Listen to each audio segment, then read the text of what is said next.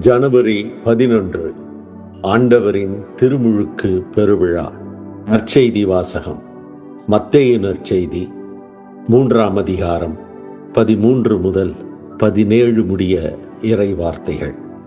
அதன் பின் இயேசு யோவானிடம் திருமுழுக்கு பெற கலிலேயாவிலிருந்து யோர்தானுக்கு வந்தார்.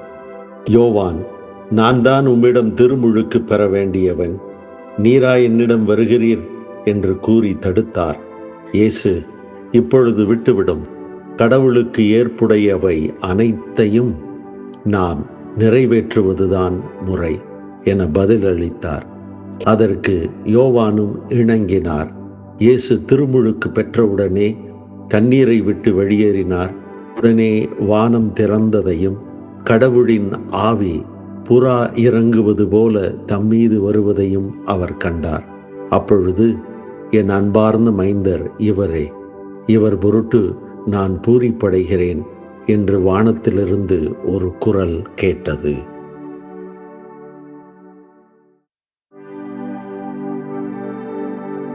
பிறப்பிலேயே இடது கை இல்லாமல் வலது கையோடு மட்டும் தனது ஒரே கையோடு வாழ்ந்து வந்த இளைஞர் ஒருவர் ஜூடோ என்ற தற்காப்பு கலை பயிற்சி பெற ஜூடோ குருவை அணுகினார். அந்த குருவும் அவரை தன் பள்ளியில் சேர்த்து கொண்டார். வலக்கை மட்டும் கொண்ட தன் மாணவனுக்கு அசைக்க முடியாத தன்னம்பிக்கையையும் அவரது ஒரே கை கொண்டு அவரால் செய்யக்கூடிய குத்து வித்தை ஒன்றை மட்டும் கற்றுக் கொடுத்தார். அந்த வித்தையை விடாமல் தினமும் கடுமையாக பயிற்சி செய்ய வைத்தார்.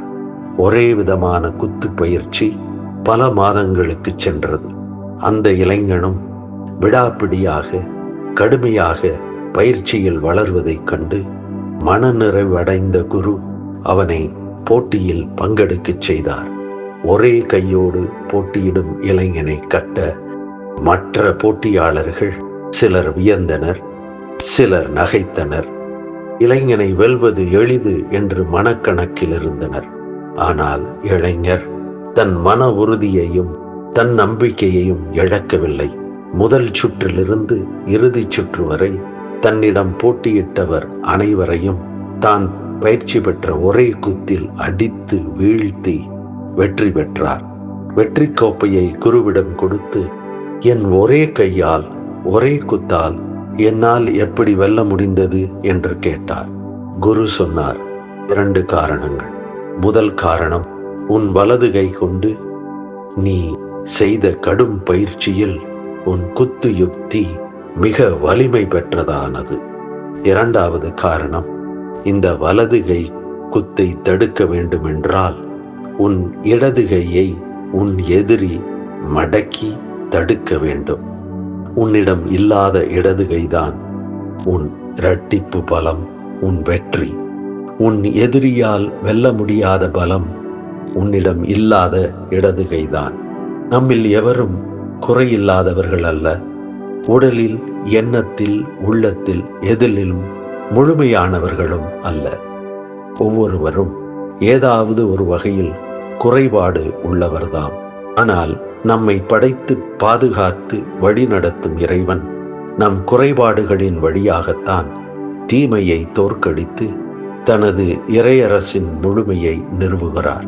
இந்த மறை உண்மையை எடுத்துரைப்பதுதான் இன்றைய திருவிழா, ஆண்டவரின் திருமுழுக்கு பெருவிழா. இன்றைய நற்செய்தி, திருமுழுக்கு யோவான் இயேசுவிடம், நான் தான் உம்மிடம் திருமுழுக்கு பெற வேண்டியவன், நீரா என்னிடம் வருகிறீர் என்று கேட்கும் நியாயமான கேள்வியில் ஆரம்பிக்கிறது. இயேசுவின் வழியாக அவரில் அவருக்காகவே அனைத்தும் படைக்கப்பட்டன. அப்படி இருக்க படைப்புயிரான யோவானிடம் அவர் ஏன் திருமுழுக்கு பெற வேண்டும்? பாவங்களிலிருந்து மனம் திரும்ப யோவான் மக்களுக்கு திருமுழுக்கு கொடுத்தார். இப்போது பாவமற்ற இயேசுவுக்கு யோவான் எவ்வித திருமுழுக்கு கொடுக்க முடியும்? மேலும் தனக்கு பின் வருபவர் தன்னை விட வலிமை மிக்கவர், ஆவியிலும் தீயிலும் உங்களுக்கு திருமுழுக்கு கொடுப்பார் என்று இயேசுவை அறிவித்தவர்தான் யோவான். அவருடைய தகுதி என்னவென்று அவர் அறிவார். ஆகையால்தான் நான் தான் உம்மிடம் திருமுழுக்கு பெற வேண்டியவர் என்று கூறி தயங்குகிறார். இயேசு யோவானின் தயக்கத்தையும் நியாயத்தையும் நன்கு புரிந்தவர். ஆனால் யோவான் தனக்கு திருமுழுக்கு கொடுப்பது கடவுளுக்கு ஏற்புடையது என்று கூறி அவரிடம் இயேசு திருமுழுக்கு பெறுகிறார். இயேசுவுக்கு யோவான் நடத்தும் திருமுழுக்கு கடவுளுக்கு ஏற்புடைய ஒன்று என்று புரிந்து கொள்ள வேண்டும் என்று இயேசு அறிவுறுத்துகிறார். கடவுளுக்கு ஏற்புடைய செயல் என்பதுதான் திருமுழுக்கின் ஆழமான அர்த்தமாகும். கடவுளின் ஏற்புடைமை என்பது கடவுள் திருமுழுக்கு பெறும் இயேசுவுடன் கொண்டிருக்கும் முடிவில்லாத உறவு. தன் மகன் என்று உரிமையோடு சொந்தம் கொண்டாடும் உறவு. அதாவது நாம் நம்பிக்கை அறிக்கையில் சொல்வது போல, கடவுளென்று கடவுளாக, ஒளியின்று ஒளியாக, உண்மை கடவுளென்று உண்மை கடவுளாக உதித்தவர் என்று தந்தை கடவுளும் இயேசு இறைவனும் ஒருவருக்குள் ஒருவர் இருக்கும் ஏற்புடைமை வெளிப்படும் நேரம்தான் இயேசுவின் திருமுழுக்கு நிகழ்ச்சி. அவர் திருமுழுக்கு பெற்றவுடன் வானம் திறந்து பேசிய குரல் வழியாகவும் புறா வடிவில் அவர் மீது இறங்கிய ஆவியின் வழியாகவும் கடவுள் இயேசுவுடன் கொண்டுள்ள உறவை, ஏற்புடைமையை வெளிப்படுத்துகிறார். வானகக் குரலும் வந்து இறங்கிய ஆவியும் இயேசுவை கடவுளின் அன்பார்ந்த மைந்தர், அவரில் கடவுள் பூரிப்படைகிறார் என்று உறவின் ஏற்புடைமையை வெளிப்படையாக அறிவித்தன. திருமுழுக்கு பெற்றவுடன் இயேசு இறை அரசின் திருப்பணியை தொடங்கினார்.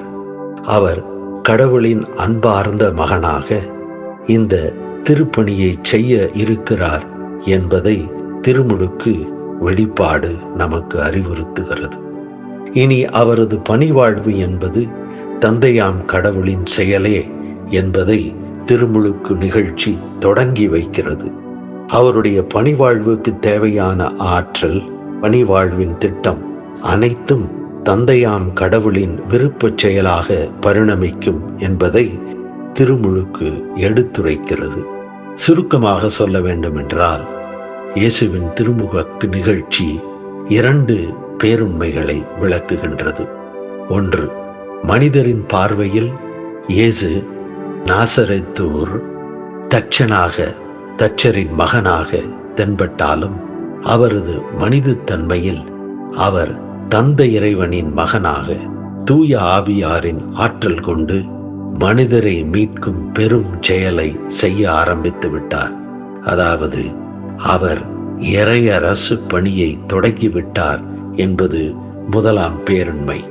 2, மனிதருக்குள் மனிதராய் வந்து எவ்வித தடையுமில்லாமல் நம்மோடு நேருக்கு நேர் உறவாடி கடவுளோடு முடிவில்லாத உறவு கொள்ளும் நிறைவாழ்வு இயேசுவின் பணியால் நமக்குள் நிஜமாக நிகழ ஆரம்பித்து விட்டது. அதாவது நம்மில் மீட்பு நிஜமாக நிகழ ஆரம்பித்து விட்டது என்பதுதான் 2ஆம் பேருண்மை. அடுத்து, இயேசுவின் திருமுழுக்கு நாம் பெற்ற திருமுழுக்கின் அர்த்தத்தையும் ஆற்றலையும் இந்த பின்னணியில் விளக்குகிறது. திருமுழுக்கு என்றால் என்ன? திருமுழுக்கை பற்றி திருமறை சுவடியில் நாம் படித்திருக்கிறோம்.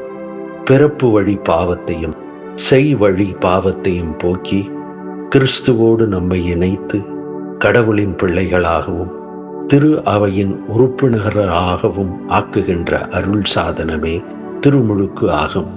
அதாவது திருமுழுக்கு என்பது பாவத்தை போக்கும் அருள் சாதனம், இறைவனின் பிள்ளைகளாக்கும் இறை வாழ்வை வழங்கும் அருள் சாதனம். மனிதராகிய நாம் எவரும் நிறைவுள்ளவர்களோ குறையில்லாத தூயவர்களோ அல்ல. மனிதர் என்ற முறையில் பாவ நாட்டத்தோடு பாவங்கள் செய்கின்ற பாவம் நிறைந்த மனித சூழலில்தான் பிறக்கிறோம். வளர வளர பாவங்கள் செய்கிறோம், பாவ பழக்கத்திற்குள் மாட்டிக்கொள்ளுகிறோம். ஆனால் எது நமது குறைபாடோ, எது நமது வலுவின்மையோ, அதுதான் நமக்குள் இருக்கும் திறப்பு. நமது குறைபாடுகள், பலகீனம் என்னும் வலுவின்மை என்பன உடல் பசியை போன்றவை. பசி எடுக்கும்போது தரமான உணவை உட்கொண்டு உடல் நலத்தோடு வாழலாம். அல்லது நாக்கின் சுவைக்கு அடிமையாகி கட்டுப்பாடின்றி அண்டதையும் உண்டு நம் உடலை நமக்கே சுமையாக, நோய்களின் இருப்பிடமாகவும் மாற்றிவிடலாம். வலுவின்மையின் நேரங்கள், பாவ நாட்டத்தின் சூழல்கள், சோதனைகள் தாக்குகின்ற வேளைகள், இவையெல்லாம் பசியின் நேரங்கள். அந்நேரத்தில் இறையருள் என்ற ஊட்டச்சத்தான உணவை தேர்ந்தெடுத்து அதனை உட்கொண்டு இறைவனுடன் நிறைவாழ்வு வாழலாம். அல்லது நாமே விருப்பப்பட்டு இறையருளை தள்ளிவிட்டு பாவக் கவர்ச்சிகளில் நம்மை இழந்து பாவத்தை உண்டு குறைவாழ்வில் சிக்கிக் கொள்ளலாம். இயேசுவின் திருமுழுக்கில் தந்தைக்கும் இயேசுவுக்கும் உள்ள உறவு வெளிப்பட்டது. இறைவனின் மீட்புச் செயலான இறையரசு பணிவாழ்வு இயேசுவில் தொடங்கியது. நாமும் நமது திருமுழுக்கில் தந்தை கடவுளின் பிள்ளைகளாகவும், இயேசு இறைவனின் சகோதர சகோதரிகளாகவும், தூய ஆவியின் ஆற்றலால் நிறைக்கப்பட்டவர்களாகவும் இறைவனோடு உறவு கொள்ள தேர்ந்து கொள்ளப்படுகிறோம். தந்தை, மகன், தூய ஆவியார் என்னும் மூவொரு இறைவனுக்கு நாம் ஏற்புடையவர்கள் ஆகிறோம். அவரோடு நிறைவாழ்வு வாழ தமது அருளால் நிறைக்கப்படுகிறோம். நாம் வலுவற்றவர்கள், பாவநாட்டம் கொண்டவர்கள், குறைவுள்ளவர்கள் என்று நாம் உணரும் போதெல்லாம் என் அருள் உனக்கு போதும், வலுவின்மையில்தான் வல்லமை நிறைவாய் வெளிப்படும் என்று பவுலடியாருக்கு இறைவன் கூறியதை நாம் நினைவு கொள்ள வேண்டும். பலவீனமான பாவ நாட்டத்தின் நேரங்கள்தான் நாம் நம்மில் ஊற்றப்பட்ட திருமுழுக்கின் அருளை தேர்ந்து வாழும் நேரங்கள். இன்றைய முதல் வாசகத்தில் படித்தது போல வலுவின்றி நெறிந்த நாணலாக நாம் இருந்தாலும் நாம் மேலும் முறியாமல் இருக்க நமக்கு திருமுழுக்கின் அருளால் இறைவன் வலுவூட்டுகிறார். நமது பாவ கவர்ச்சியில் அமுக்கப்பட்டு நமது திரி மங்கி எரிய ஆரம்பித்தாலும் அது அணைந்து போக விடமாட்டார். வாழ்க்கை பயணத்தில் நம்மை மனந்தளர விடாமல் நம்மோடு நமது தந்தை இறைவனாக, சகோதர இயேசுவாக, ஆற்றலிக்கும் தூய ஆவியாராக பயணம் செய்வார். திருமுழுக்கு பெற்ற நாம் எதையும் கண்டு கலக்கமடையாமல் திருமுழுக்கின் அருளை துணையாக கொண்டு அது தரும் வலிமையில் வாழ்வோம்.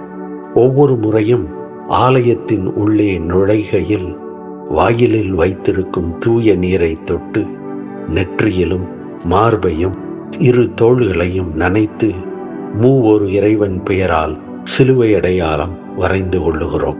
இந்த செயலின் பொருள் என்ன? தண்ணீரில் கழுவப்பட்டு நாம் பெற்றுக்கொண்ட திருமுழுக்கை நாம் நினைவுபடுத்திக் கொள்ளுகிறோம். ஆலயத்தில் பிரசன்னமாயிருக்கும் மூவொரு இறைவன் நம்மில் தொடங்கி வைத்த அருள் வாழ்வை நினைவுபடுத்திக் கொள்ளுகிறோம் என்பதே இதனுடைய விளக்கம்.